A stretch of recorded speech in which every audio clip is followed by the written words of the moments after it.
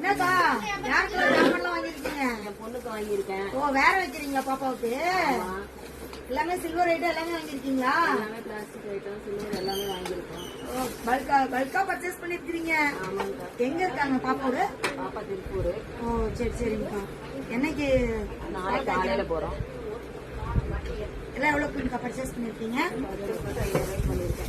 சரி சரிங்கக்கா. எல்லாமே நீங்க எதிர்பார்த்தது எல்லாமே இருந்துச்சா கடையில? எல்லாமே இருந்துச்சு. எல்லாம் நல்லா இருக்கு பொருள்.